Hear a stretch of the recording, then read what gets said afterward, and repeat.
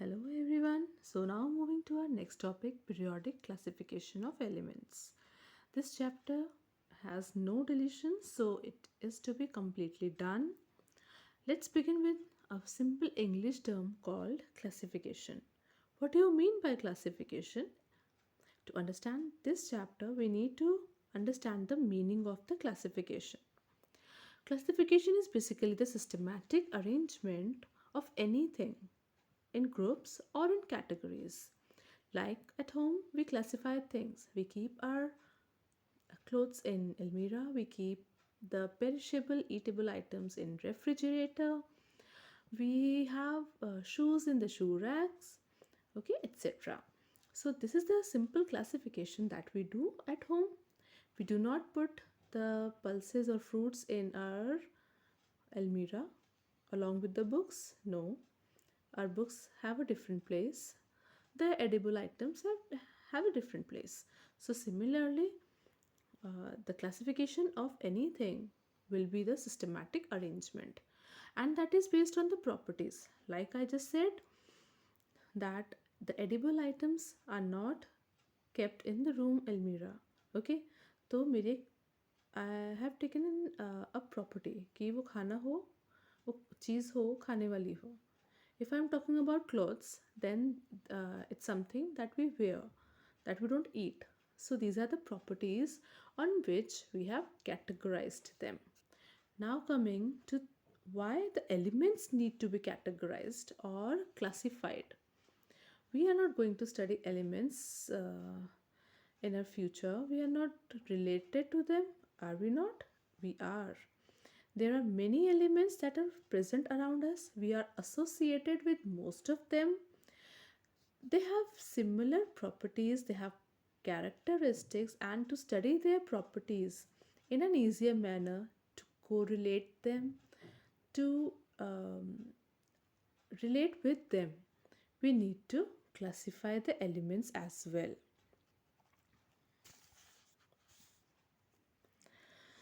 So, the story of classification begins with basically what theoretically it began with Dobryna's theory. He gave a theory of triads. Triads mean group of three. Okay, so the three elements are arranged in a triad. So, in a triad, that means they are written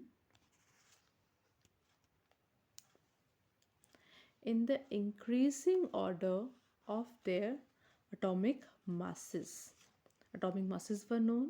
There were certain elements that were known during that period, and they were made.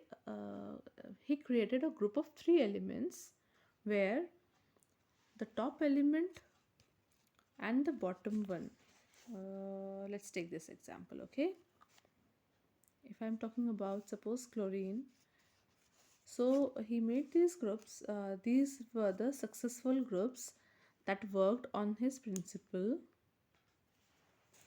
So according to his theory, if the elements were arranged in group of three with increasing order of their atomic masses, the top and the bottom one, if added and divided by 2, that means the average of the top and bottom elements atomic masses will give an approximate value, which will be the atomic mass of the element at the center.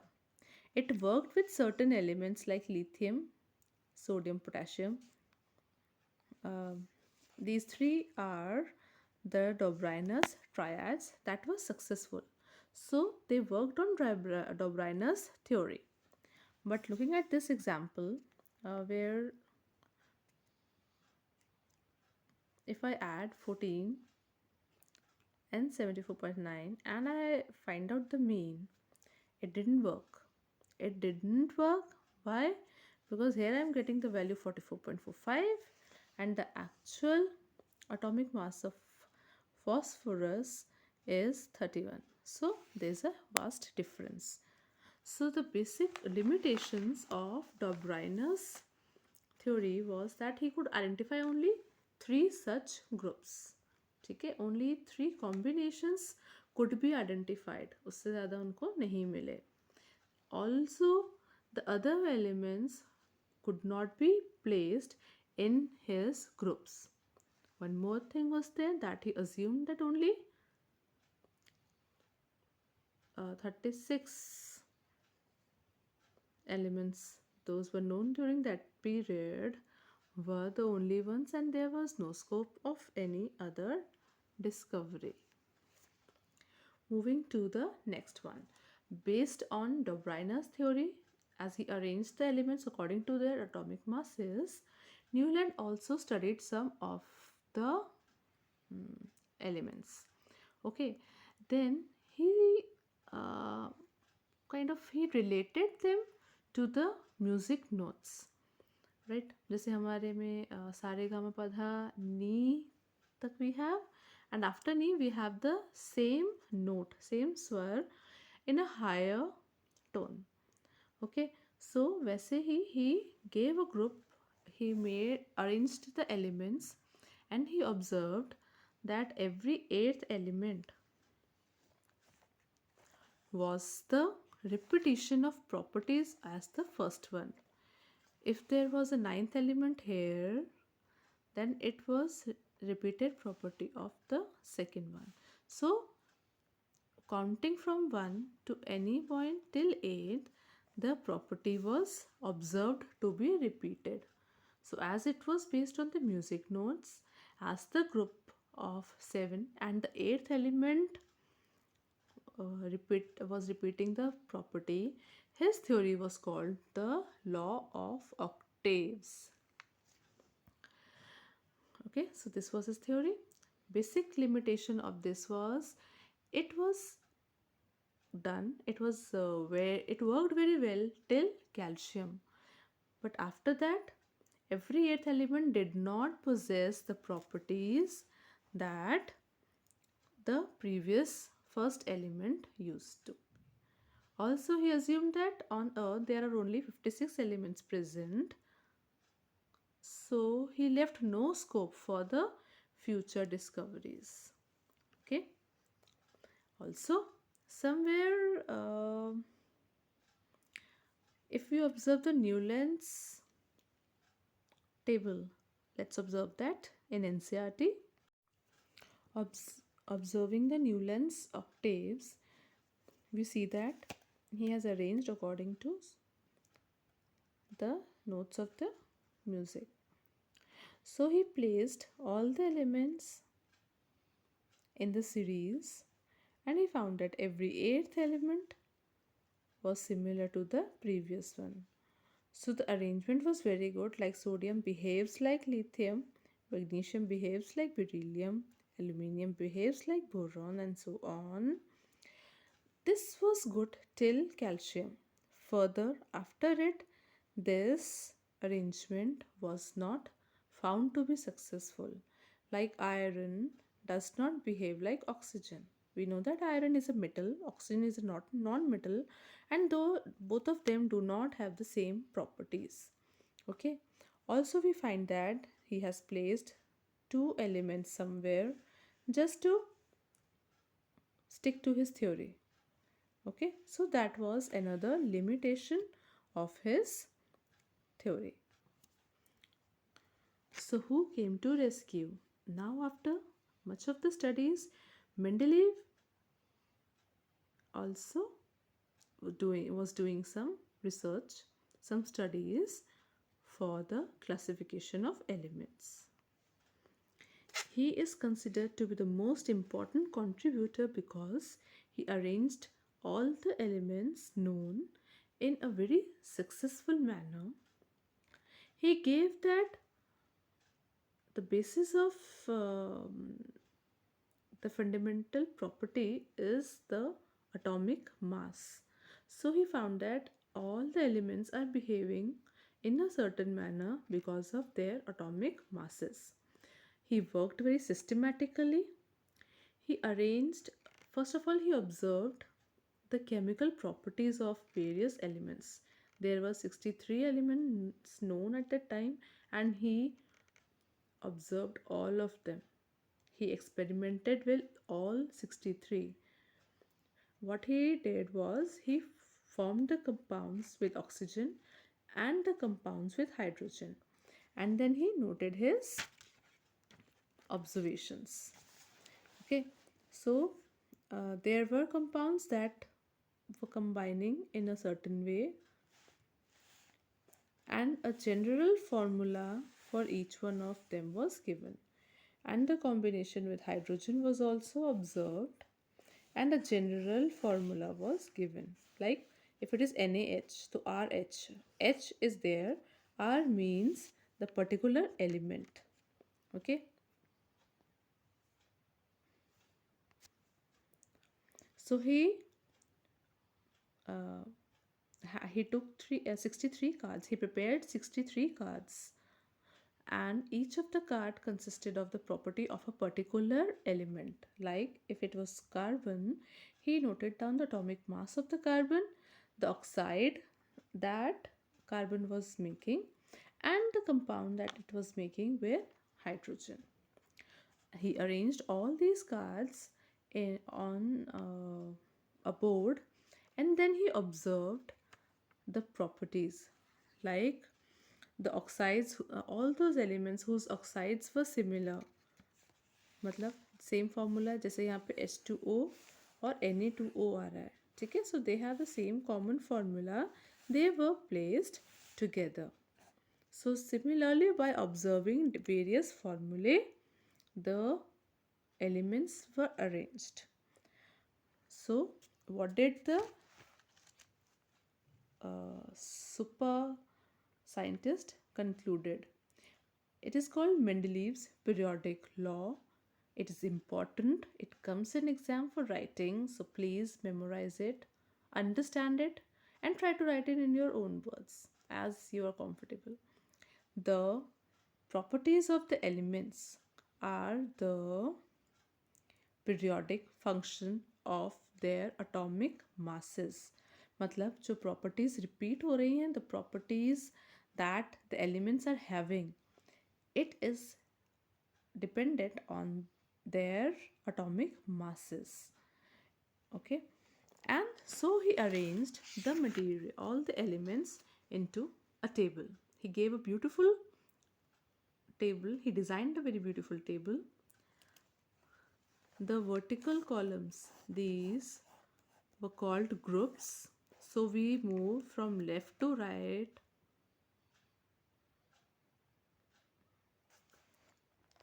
in a period.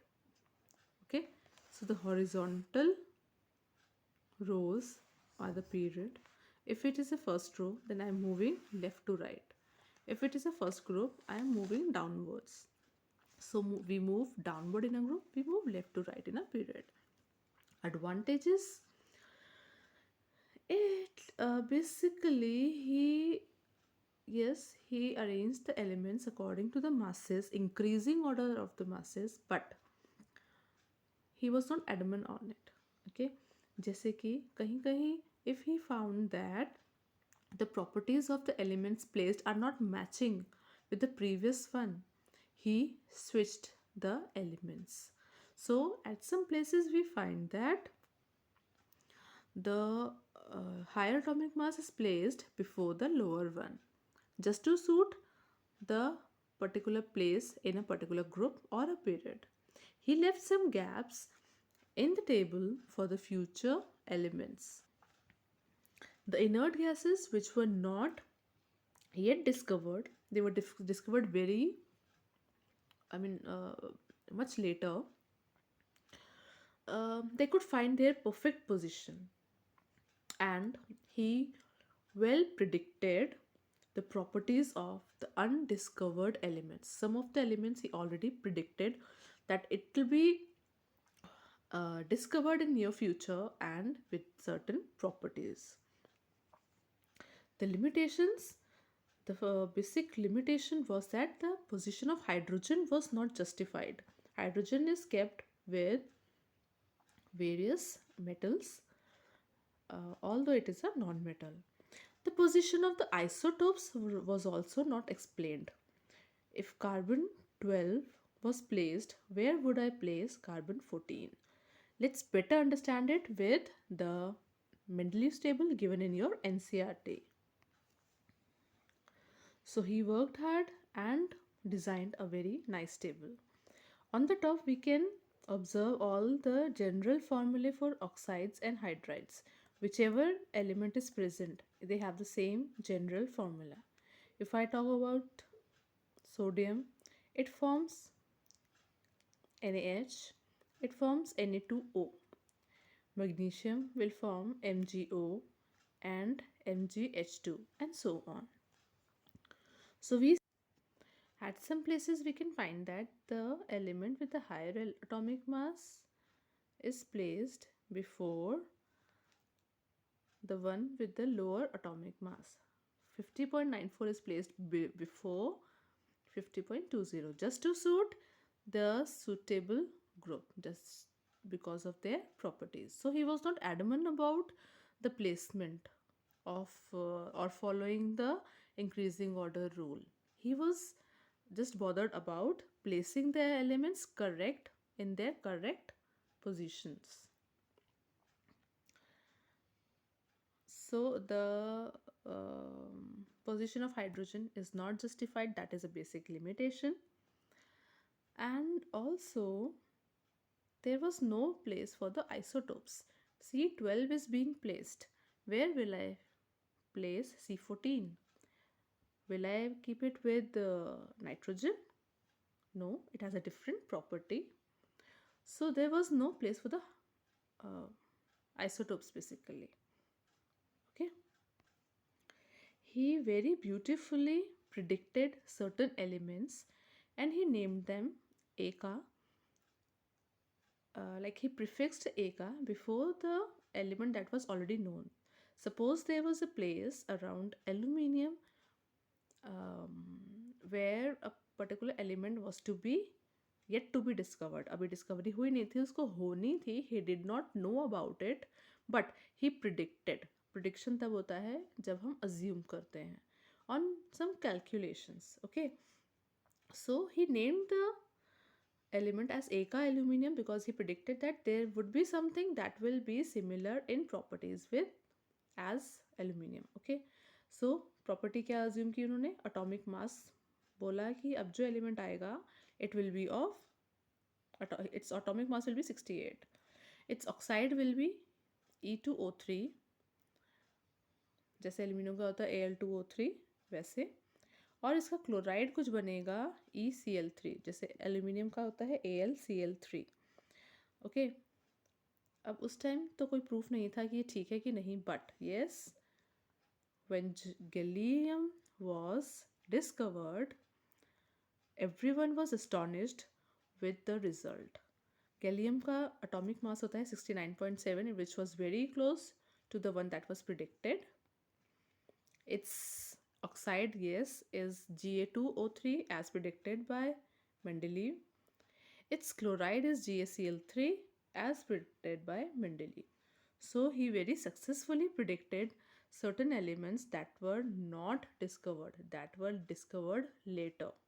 Eka aluminium and Eka silicon are two examples. Since even Mendeleev could not justify the complete table, there were certain questions, there were certain limitations of that table. Another scientist, Henry Moseley, came up with another theory. The theory of Mendeleev was very successful, but it was modified with atomic numbers. So Henry Moseley said that the atomic numbers are more fundamental property than that of atomic mass. That means the properties of the elements depend more upon atomic numbers rather than atomic masses.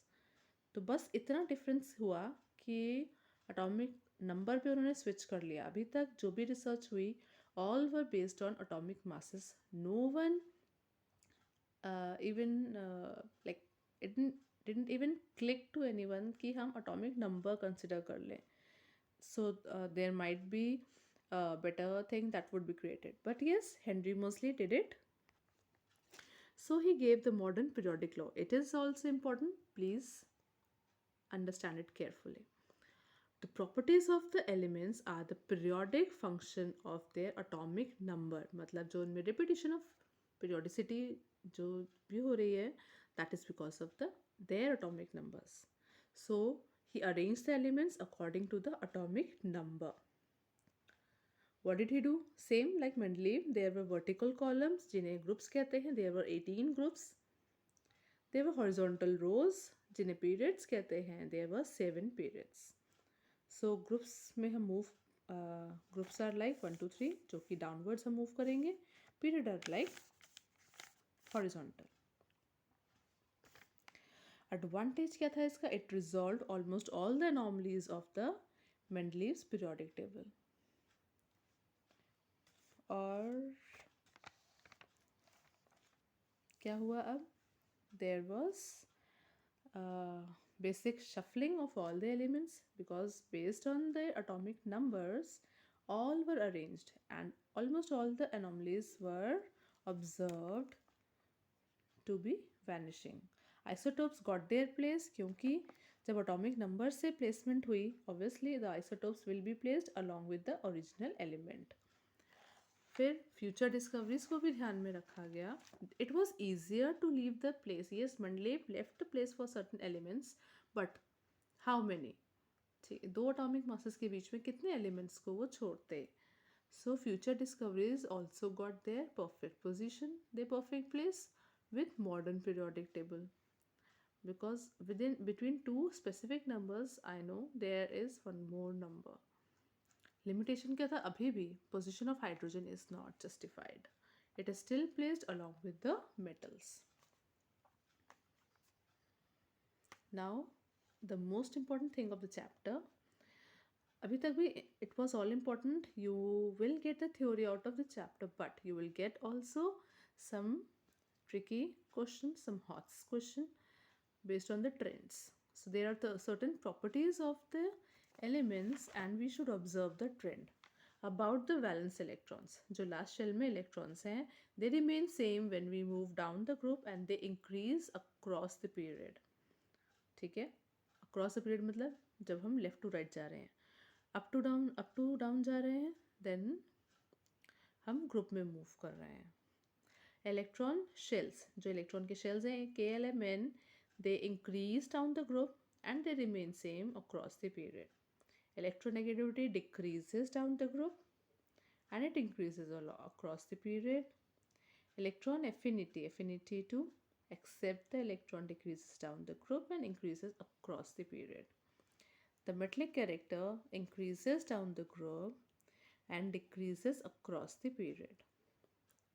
The non-metallic character decreases down the group and increases across the period. अब इन सब का मतलब क्या है? The valence shell. The valence shell as we move, the valence electrons as we move down the group will remain the same. मतलब जैसे hydrogen है last shell में 1 इलेक्ट्रॉन है, लिथियम के लास्ट शेल में 1 इलेक्ट्रॉन है, सोडियम के last shell में 1 इलेक्ट्रॉन है. So as we are moving down the group, the number of valence electrons will remain same. There is no change in the valence electrons. The shells are increasing. Hydrogen में 1 shell है, lithium में 2, sodium में 3 shells है, 2 8 1 configuration है. So if you know the configuration, you are very easily able to identify the trend. ठीक है? अगर हम मूव करते हैं पीरियड में, the valence electrons will change. The number of shells will not change. Lithium, beryllium, carbon, oxygen सब में 2 shell ही है. ठीक है? So moving along the period will not change the number of shells. Moving down the group will increase the number of shells. Metallic character, हमारे पास metals हैं towards the left, we have the non-metals towards the right. So as we move from left to right, the metallic character will decrease, the non-metallic character will increase. Okay, as we move down the group, The metallic character will increase, the non-metallic character will decrease.